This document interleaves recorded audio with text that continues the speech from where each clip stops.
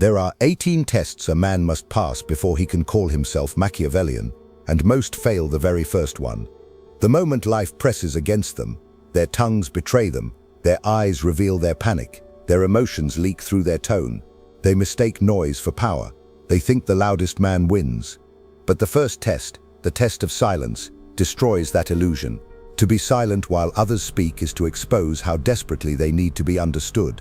When you stop filling the air with your own noise, you begin to hear the machinery behind people's words, their hunger, their fear, their envy. Silence is not emptiness, it is surveillance. Most men cannot bear it. They will confess their weaknesses to fill the gap your calm creates.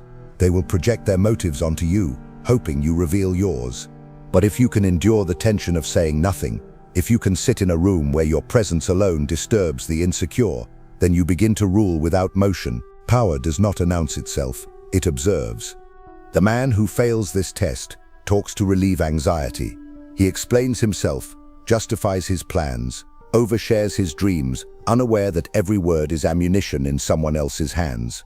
He is the man who breaks under silence, mistaking it for disapproval. He starts performing for acceptance, giving his enemy a map of his insecurities. The Machiavellian man does not perform, he watches. When people cannot read you, they fear you, and in their fear, they reveal themselves. Silence is not the absence of speech. It is the art of waiting until the truth slips through the cracks of another man's mask. Every ruler, every strategist, every cold survivor of the political jungle learned this. Never speak until speaking changes something. Until then, your silence is a blade kept sharp by patience. Those who fail this test live in reaction. Those who pass it learn to listen for the fracture in another man's confidence. Once a man learns to be silent, he faces the second trial, the test of observation. To see, truly see, requires you to abandon the comfort of what people claim to be. Most men look but do not see. They hear but do not listen. Observation is the art of catching the tremor in a hand when a lie is told, the split-second glance toward the door when someone is hiding guilt, the way someone laughs when they feel inferior. To become Machiavellian is to develop sight that cuts through theater. The world is a stage, and everyone is acting out their insecurities. But the observer is the director watching from the shadows, studying the script they don't realize they're performing. A glance, a pause, a hesitation, these are confessions disguised as behavior.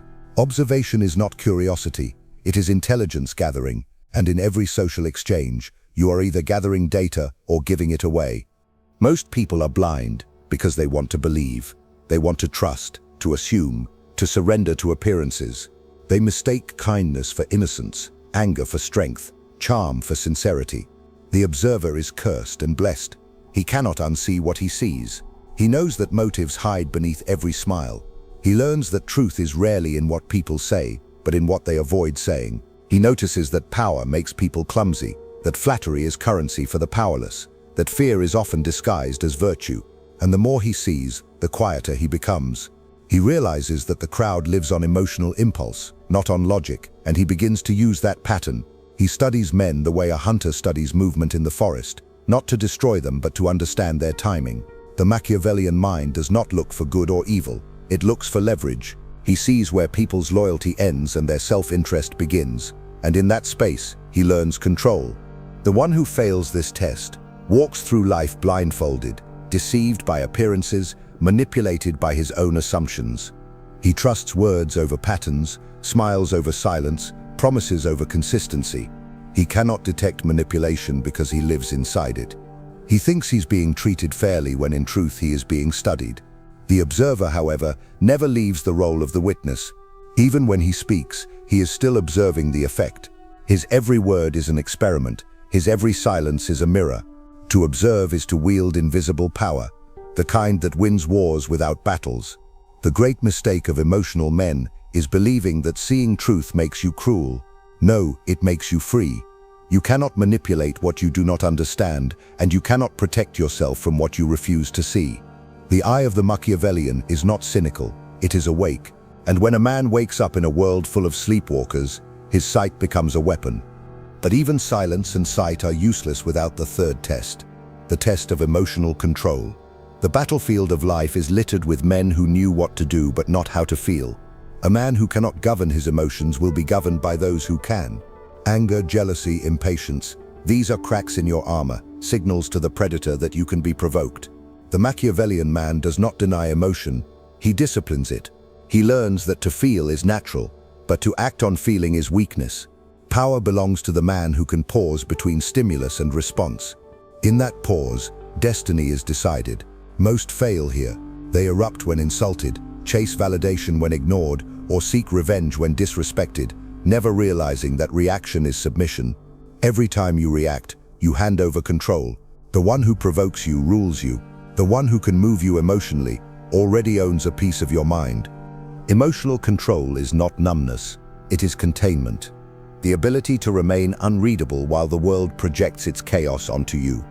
People will test you, provoke you, bait you, question your worth. If you flinch, they see weakness. If you respond with composure, they see mystery. And mystery is fear disguised as respect. When a Machiavellian man is betrayed, he does not explode, he studies the betrayal. When he loses, he does not panic, he calculates the loss. When he wins, he does not celebrate loudly, he consolidates power quietly.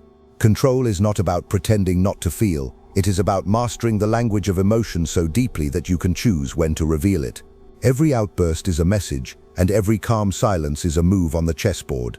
He who feels deeply but appears still, that is the man others call dangerous. The man who fails this test will live chained to his own impulses.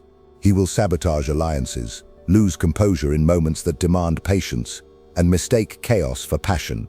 The world will study him, decode him, and use him. They will know exactly which buttons to press, which compliments to use, which fears to trigger. He will become a puppet of emotion, mistaking reaction for authenticity. The Machiavellian man sees this trap and refuses to enter it. He becomes an actor in his own emotional theater, aware of the mask, conscious of the performance. In doing so, he transcends manipulation because he has mastered himself. Emotional control is not repression, it is self-rule. It is the crown that separates the prince from the pawn. And once you wear it, you begin to understand the true hierarchy of men. These three trials are the gates that separate the civilized from the sovereign. Most men will never pass them because they confuse discipline with suppression and silence with weakness. They will call you cold for not reacting, arrogant for not explaining, dangerous for seeing what they hide. Let them. Their discomfort is your proof of power. For the man who passes these tests begins to change. His presence sharpens, his energy thickens, his words become fewer but heavier. And yet, these are only the outer defenses. The real war begins when the enemy is no longer out there, but within you. Because the next tests will not measure how you control others, they will measure whether you can destroy the illusions inside yourself. The man who believes mastery ends with silence, sight, and control has only sharpened his blade. He has not yet learned to wield it. The next tests do not deal with others at all. They tear at the walls within you. Most men never make it this far because the enemy they must face now cannot be observed or manipulated. It is their own nature. The mind that seeks dominance must first endure disillusionment. Every illusion you hold about yourself is a weakness waiting to be exploited. These next trials measure not what you can command, but what you can abandon, and most will not survive that sacrifice. The fourth test is the test of ego death. The man who passes the first three tests often becomes proud of his detachment. He sees how others are ruled by emotion and begins to see himself as above them. But pride is the final disguise of weakness. The ego whispers, "You are smarter, you are stronger, you see what others cannot." And once you believe that, you have already been deceived. Machiavelli warned that a prince who begins to believe in his own myth becomes blind to the forces sharpening knives in his shadow. The ego makes you visible. It wants to be admired for what should remain hidden. It wants recognition for what should remain silent. The moment you crave validation for your power, you lose it. The Machiavellian man must learn to murder his own reflection, to stop performing the role of the powerful and simply be. The one who needs others to see him as dangerous is already harmless. Power that needs applause is theater. Power that requires nothing, that is real. You can see ego death in the way great men fall. They begin to believe their own legend. They start surrounding themselves with flatterers. They grow soft because they think control is permanent. But permanence is the illusion the ego creates to sedate the vigilant mind. The Machiavellian understands that his strength exists only while he remains self-aware, aware of his flaws, aware of the shifting tides of perception. aware that arrogance blinds faster than love. The death of ego is not humility for show. It is the realization that your value does not depend on acknowledgement. The king who still needs to be worshipped is just a slave to validation. Kill that part of you, or it will kill everything you build. Then comes the fifth test, the test of detachment. Detachment is not indifference. It is not the absence of care, but the refusal to be owned by what you care about. The Machiavellian man loves, but never depends. He commits, but never surrenders his freedom. Detachment is the steel frame that allows emotion to exist without possession. The man who fails this test is addicted to outcome. His peace depends on whether others obey him, desire him, approve of him. But the detached man lives untouched by the chaos of outcomes. He plays the game fully, but accepts every result as part of the pattern. To detach is to become fluid, unbreakable. The world cannot blackmail you if you need nothing from it. People misunderstand detachment as coldness, but it is the opposite. It is mastery through love that is not enslaved. To care without control, to give without losing power, to walk away without hatred, that is detachment. It is not natural, it is forged through suffering. You must watch attachments crumble and still remain calm. You must see people betray you and still refuse to become bitter. When you reach that state, no one owns your mind anymore. You are no longer seduced by reward or paralyzed by loss. The man who can walk away from anything, yet still feel deeply, is the one who cannot be destroyed. Detachment is the furnace where all false loyalties burn away, leaving only discipline.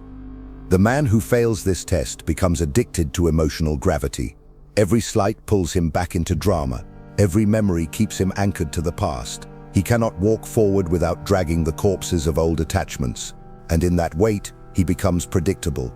The Machiavellian must remain light, to move like smoke through every circumstance, to appear invested but remain free. That is not cruelty, it is strategy. Detachment is the bridge between peace and power. Without it, every bond becomes a chain. To detach is to own your inner world so completely that no external force can ransom your emotions again. The sixth test is the test of solitude. This one destroys most men, because here, the noise fades. No audience, no mirror, no validation, just you and the echoes of your own thoughts. Solitude is the environment where masks decay. In silence, you begin to see the machinery of your fears, the origin of your desires, the weakness of your discipline. The man who cannot be alone will never rule himself. He will cling to company, distraction, and routine, anything that prevents confrontation with his inner emptiness. But the Machiavellian understands that power grows in isolation. When you are alone, you stop borrowing other people's thoughts. You stop performing. You meet the raw, unedited version of yourself, and that confrontation burns. Solitude is not loneliness. Loneliness is hunger. Solitude is refinement. The difference is control. Loneliness wants to be filled. Solitude wants to be sharpened. The man who seeks solitude is not escaping people. He is escaping noise to hear truth. Every strategist, every ruler, every cold visionary you admire, they all learn to withdraw, to think, to plan, to see clearly without interference. Solitude is where vision forms. You cannot command others if you cannot command your own mind in silence. But the modern man fears stillness, because stillness reveals everything he hides under activity. He keeps himself busy to avoid seeing his own mediocrity. The one who fails this test becomes addicted to validation. He fills his calendar, fills his bed, fills his feed, anything to avoid facing the void. He cannot stand to be unseen, so he becomes everyone's spectacle. But the man who passes this test becomes a fortress. His thoughts become his counsel. His imagination becomes his empire. He needs nothing but clarity, and that clarity terrifies those who depend on noise to feel alive. Solitude does not isolate you from the world. It separates you from illusion, and from that silence, you begin to see how fragile everyone truly is. You can tell who has passed these three tests by how they carry emptiness. They no longer need to fill it. They walk through chaos with the calm of a man who has already faced his own destruction and found peace in it. But understand this, when you kill the ego, detach from the world, and embrace solitude, something darker begins to surface. The shadows you avoided begin to whisper. The parts of you that you buried, hunger, ambition, lust for control, they start demanding attention. And the next trials will not ask you to suppress them. They will ask you to confront them and decide which pieces of the darkness you will keep. When a man emerges from solitude, he carries a dangerous stillness. He has seen what most never dare to face, himself without illusion. But this stillness is not peace, it is potential energy. The next trials test what you do with that energy once you re-enter the world. Because the moment you step back into society, the chaos begins again: temptation, deceit, and power games disguised as relationships. These next tests determine whether your discipline is a performance or a transformation. They reveal whether your control can withstand impact. Every man claims mastery in silence, but only chaos reveals truth. The seventh test is the test of temptation. The man who passes the earlier gates begins to attract what once ignored him: attention, admiration, desire. The universe tempts him not with weakness, but with reward. It offers pleasure as a weapon. The moment you rise above the crowd tries to reclaim you through comfort. Women become distractions, success becomes sedation, luxury becomes a leash. Temptation does not look like evil, it looks like everything you once wanted. This is where most promising men collapse, not through failure, but through indulgence. The Machiavellian must learn to see temptation for what it is: a test of focus disguised as opportunity. To resist temptation is not to reject pleasure, it is to control the timing of it. Pleasure is meant to be consumed with awareness, not addiction. The disciplined man takes what he chooses, when it serves him, and walks away without regret. The weak man takes everything the moment it's offered, and then drowns in consequence. Temptation measures your ability to remain dangerous, even when surrounded by comfort. The man who fails this test becomes soft, sentimental, predictable. He will tell himself he deserves rest, that he has earned comfort, but comfort breeds compliance, and compliance breeds decay. The Machiavellian uses pleasure strategically, never as escape, always as leverage. The eighth test is the test of loyalty. Not loyalty to others, but loyalty to principle. Because as you grow in power, people will try to rewrite your code. They will promise alliances, offer shortcuts, flatter your intelligence, all to make you serve their cause. Loyalty in its truest form is allegiance to your mission, not to faces. You can respect men without serving them. You can cooperate without surrender. A Machiavellian man understands that every relationship has terms, every alliance has an expiration date, and every oath has a price.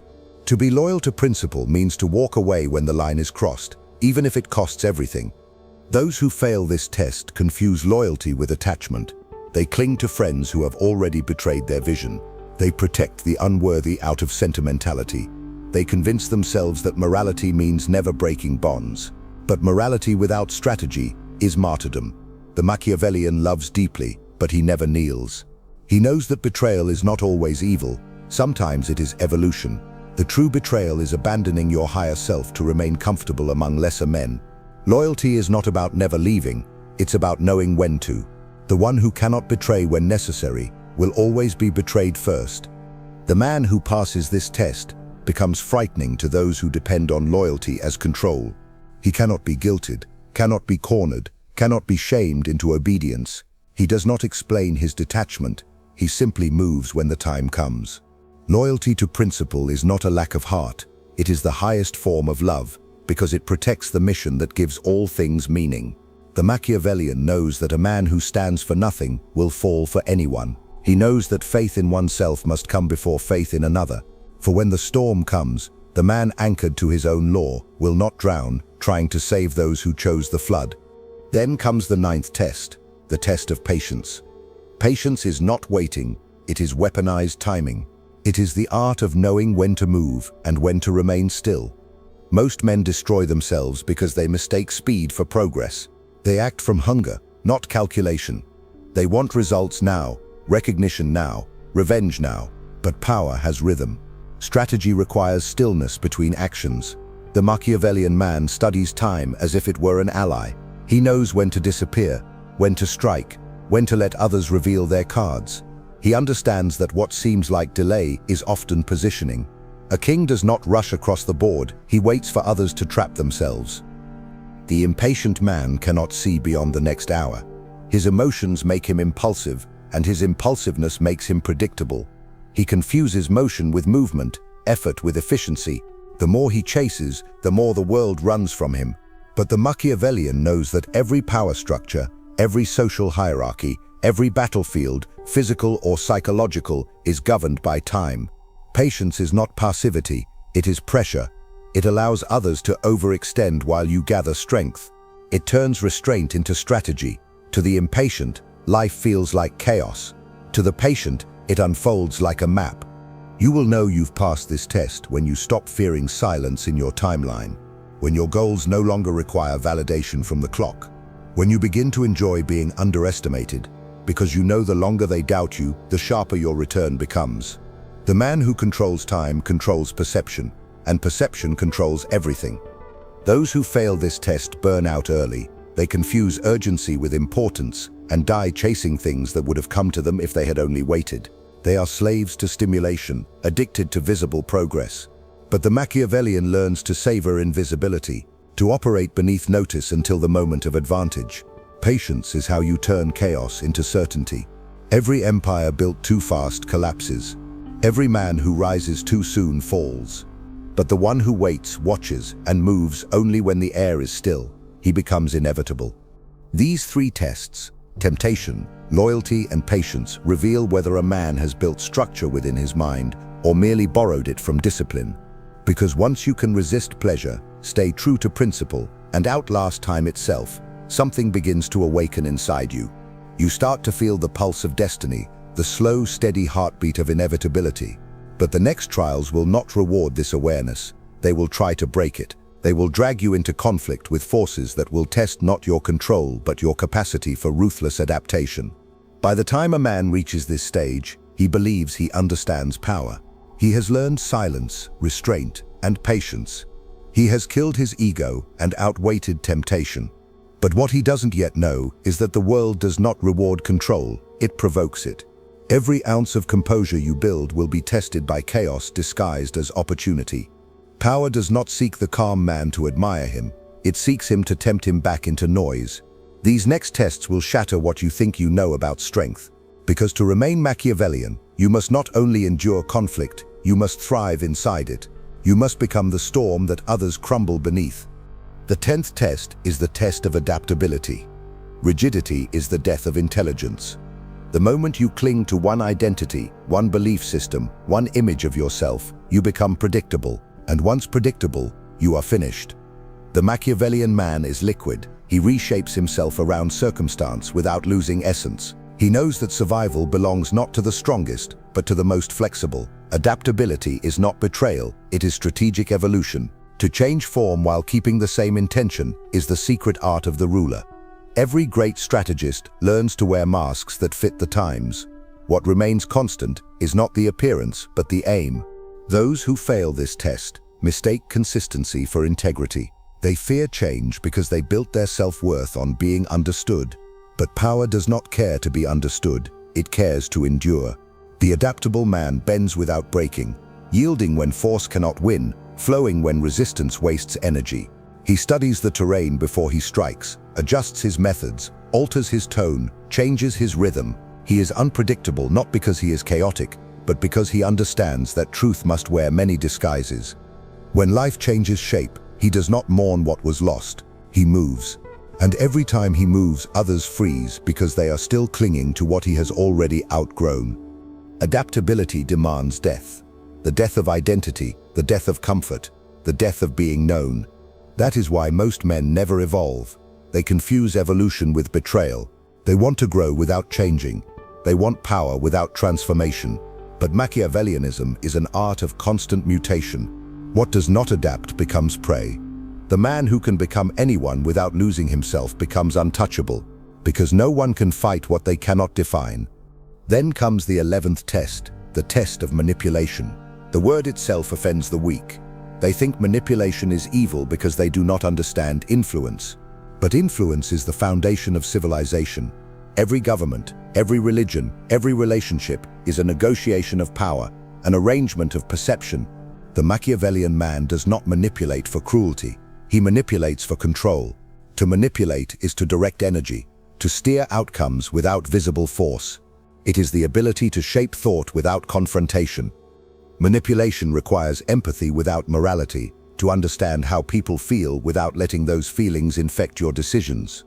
It means knowing what others desire, fear, admire, and despise, and using that knowledge to construct outcomes that serve your purpose. The manipulator is not a liar, he is an architect. He builds situations so that people move themselves in the direction he desires. Most fail this test because they manipulate from insecurity, not vision. They use deceit to feel powerful, not to achieve strategy. Their actions come from desperation, not dominance. The true manipulator does not lie unnecessarily. He lets others believe what they need to, while he proceeds untouched. If you despise manipulation, you are already being manipulated. Only the naive think they live outside the game. Every society runs on narrative, and the one who controls narrative controls action. Machiavelli wrote that men are governed by appearances more than reality, and the man who understands that truth stops fighting the illusion. He becomes the one who crafts it. Manipulation is not deceit when the purpose is precision. The doctor manipulates the body to heal it. The strategist manipulates the field to win it. The Machiavellian manipulates perception to maintain order. Those who fail this test are ruled by those who pass it, forever acting out scripts they did not write. The 12th test is the test of endurance. This is where most break, even the disciplined ones. Because endurance is not about surviving pain once, it's about surviving it repeatedly, without loss of purpose. The Machiavellian path is lonely, misunderstood, and relentless. You will be envied, betrayed, slandered, and isolated, not because you are wrong, but because you refuse to collapse. Endurance is the refusal to die where others expect you to. It is the art of maintaining direction when the map burns. When everything collapses, endurance is what allows you to rebuild in silence. The man who fails this test expects reward for resilience. He thinks that because he endured once, life owes him peace. But peace is not given to the strong, it is stolen by them. Endurance means walking through humiliation with composure, through failure with focus, through pain with posture. Every time you endure, you become colder, sharper, harder to move. But beware, endurance without renewal becomes bitterness. The Machiavellian endures, but he also learns. He does not romanticize pain, he refines through it. Each hardship becomes data, each setback becomes a new layer of armor. Power is not built in moments of victory, but in seasons of exhaustion. When every voice tells you to give up, when every ally turns ghost, when even your own thoughts turn hostile, that is when the test is administered. And the question is simple: will you still move forward with no audience, no applause, no assurance? The Machiavellian does. He keeps walking, because the walk itself is proof of sovereignty. Endurance is not about time, it is about will. The moment you keep your pace when everything collapses, you cross the line from human to myth. You can sense these 3 tests in the eyes of powerful men. Adaptable, they never cling to form. Manipulative, they shape reality while pretending to obey it. Enduring, they outlast those who tried to bury them. The crowd calls them cold, history calls them necessary, because only those who survive themselves can be trusted to command others. But understand this, the final tests will not be about survival. They will drag you into confrontation with your own darkness. The game will no longer be about power over the world. It will be about whether you can hold power without losing your soul. The man who endures long enough begins to resemble stone. His face hardens, his words shorten, his presence deepens. But endurance alone creates a silent danger, the danger of becoming numb. Strength without awareness turns into stagnation. Power without introspection mutates into tyranny of the self. The next tests are not about control or survival. They are about purification. They strip you bare, revealing what power has done to your character. They test whether the iron you've forged can remain human, or whether you will become a machine, efficient but soulless. Every man who seeks dominion faces this crossroad. Some ascend into mastery, others into madness. The 13th test is the test of morality. True morality is not obedience to rules, it is awareness of consequence. The Machiavellian man does not ask what is right, he asks what works. But within that pragmatism lies danger. Efficiency without conscience becomes cruelty. Morality to him must not be dictated by others, but self-forged through wisdom. To pass this test is to possess both ruthlessness and restraint. To know when mercy serves power and when punishment restores order. A weak man hides behind morality to excuse his cowardice. A wise man defines morality as the balance between necessity and humanity. The man who fails this test either becomes self-righteous or monstrous. The self-righteous refuses to act when action requires ruthlessness. He protects his innocence instead of his purpose. The monstrous acts without reflection, believing that survival justifies all things. Both are blind. The Machiavellian walks between extremes, understanding that power demands calculation, not cruelty. He knows that morality is a compass, not a chain. When used wisely, it keeps the ruler human. When ignored, it turns him into the very thing he once swore to master. The test of morality is not passed through philosophy, but through consequence, when you can destroy and still remain capable of compassion. The 14th test is the test of mercy. Mercy, for the Machiavellian, is the ultimate display of dominance, the power to destroy combined with the discipline not to. Weak men show mercy out of fear. Strong men show mercy out of understanding. To be merciful does not mean to spare everyone. It means to decide who deserves redemption. Mercy, like punishment, is strategic. Sometimes letting a man live in his failure is a greater lesson than crushing him. Sometimes silence cuts deeper than revenge. The man who passes this test learns that sparing can be deadlier than striking, because it reminds the defeated that you chose not to end them. That awareness will haunt them longer than your blade ever could. Mercy, however, cannot exist without power. Only those capable of destruction can offer forgiveness without hypocrisy. The weak preach compassion because they cannot punish. The strong practice mercy because they can. The Machiavellian's mercy is measured, not emotional, given when it reinforces authority, withdrawn when it threatens it. To fail this test is to confuse sentiment with principle. You forgive everyone, hoping to appear noble, but only succeed in teaching others that betrayal has no cost. Mercy without consequence breeds parasites. True mercy breathes only when surrounded by fear, because then it is recognized as choice, not surrender. The 15th test is the test of legacy. This is the point where every Machiavellian faces the final mirror, the question of what his power has built. Legacy is not memory, it is influence that survives your absence. The man who passes this test understands that power hoarded dies with him, but power transferred endures. Legacy is not in statues or followers, but in the invisible systems you leave behind. The people who think because you taught them to, the minds that move differently because you moved first. The true Machiavellian crafts his legacy like an architect builds fortresses, layer by layer, unseen yet indestructible. Most men fail this test because they mistake legacy for ego. They chase immortality through image, names on buildings, faces on screens, digital echoes of vanity. But real legacy does not require recognition, it requires continuation.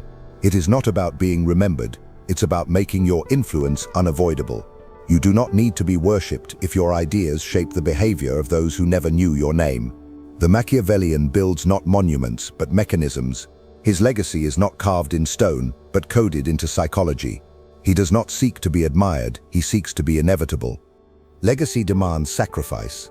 You must be willing to vanish so that your work may live. You must let go of ownership to ensure permanence. The man who fails this test clings to control until his last breath and dies with it. The man who passes builds something that no one can kill because it exists in the structure of thought itself. Legacy is the invisible empire ruled not by a name but by an idea. And once you have shaped that idea, once you have built a pattern that cannot be undone, the question becomes terrifying. What if the thing you've built outlives your soul? What if in making yourself eternal, you have also made yourself replaceable? That is the silent terror of mastery, realizing that power, once perfected, no longer needs you. Every man who reaches this point must decide, will he cling to the throne or become the myth that guides those who inherit it? The Machiavellian must die before his body does, leaving behind not a man, but a system of thought. And yet, even this understanding is not the end, because the final tests are not about what you've built in the world, but what remains inside when the world is stripped away. They are the final crucible, where everything you've learned turns inward, and you discover whether you ever truly conquered yourself. The 16th test is the test of isolation under power. Not solitude by choice, but isolation that power brings. The higher a man ascends, the fewer minds can stand beside him. It begins quietly. The friends who once admired you start to hesitate. The allies who once cheered you start to question. They no longer see the man, they see what your shadow represents. Power isolates because it distorts perception. People stop speaking honestly. They study your moods, they analyze your tone, and eventually you realize you are surrounded by faces, but not connection. The Machiavellian man must learn to think clearly in that silence, to trust no voice that echoes his own. The test is not loneliness, it is clarity. Can you stay awake when admiration turns to paranoia?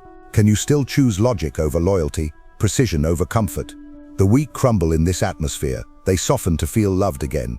But love offered to the powerful is rarely love, it is calculation. Isolation is the tax of awareness. The price of vision is distance. And if you cannot bear that distance, you will crawl back to mediocrity, begging to belong. Then comes the 17th test, the test of corruption. Every man believes he is incorruptible until the offer appears.